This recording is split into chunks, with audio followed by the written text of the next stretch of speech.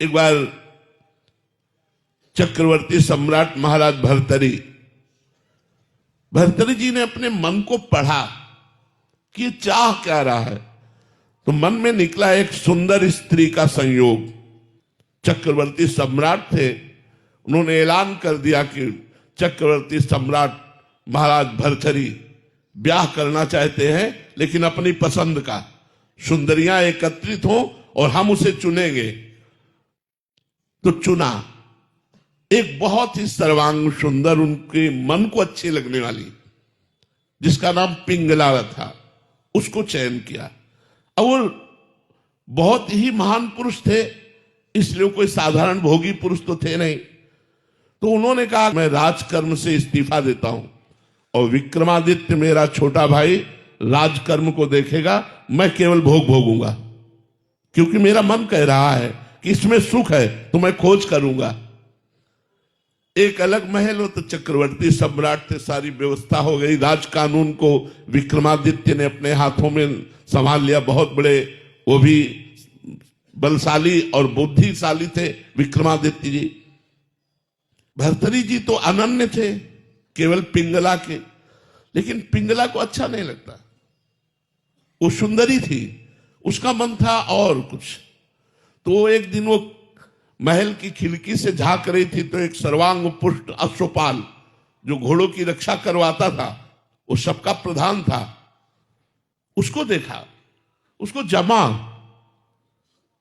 भर्तरी जैसे चक्रवर्ती सम्राट से मन हटकर घोड़ों की रक्षा करने वाले में मन उसका लगा। और रानी थी, अपनी दासी से बोली, उससे मिलने का एकांत समय। वो मिला, सरकार। उनका ऐसे नहीं, हम तुमसे दोस्ती करना चाहते हैं। अरे सरकार, हम तो आपकी जूती हैं, दोस्ती क्या, हम तो आपके घोड़ों की सेवा करने वाले हैं। धीरे धीरे धीरे गलत संबंध पिंगला का अश्वपाल से हो गया। एक भर्तरी जी के राज्य में ब्राह्मण तपस्या कर रहा था धन प्राप्ति के लिए। देवराज इंद्र के मंत्रों से देवराज इंद्र को रिझाना चाहता था। बड़े तप और व्रत से जब उसने नियम पूर्ण किया, तो देवराज इंद्र प्रकट हुए, बिना कुछ बोले एक फल दिया, कहा यह अमृत फल है, इसको खा लेने पर अमर हो जाएगा, और अंतर ध्यान हो गए। तो उसने कहा कि मेरी बात तो सुनी नहीं, मुझे अमृत फल क्या चाहना, गरीब ब्राह्मण वैसे ही, और मुझे अमर होके क्या करना है, मुझे तो धन चाहिए था। देवराज इंद्र ने अमर फल दिया, अब क्या करें। उन्होंने विचार किया कि महाराज भर्तरी को ये अमर फल दे दे और हम उनसे मनमाना धन ले सकते हैं। ऐसा ही किया। महाराज की जय हो। राजा के चक्रवर्ती सम्राट भर्तरी के महल में दो के लिए छूट थी, एक निजी सेवक और एक ब्रह्म ऋषि। अगर ब्रह्म ऋषि आना चाहते हैं तो उनके लिए कोई रोक नहीं थी। वो गए, महाराज की जय हो, खड़े होकर प्रणाम किया और कहा कहो ब्राह्मण देवता। बोले मैंने तपस्या की और अमल फल प्राप्त किया, ये आप ले लीजिए। उन्होंने आदेश कर दिया खजाने से जितना धन चाहे उनको दे दो। अमर फल लिया।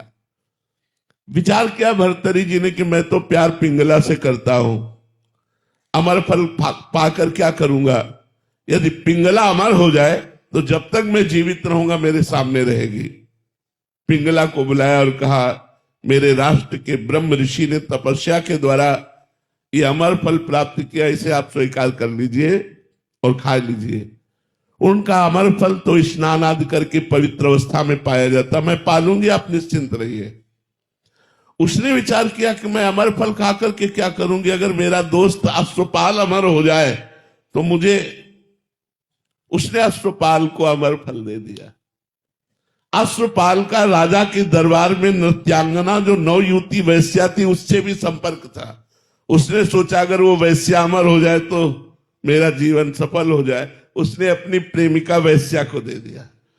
वैश्या ने विचार किया मैं नाचने वाली इस अमर फल को खाकर क्या करूंगी, अगर महाराज भर्तरी अमर हो जाए तो वो फल फिर भर्तरी जी के पास पहुंच गया।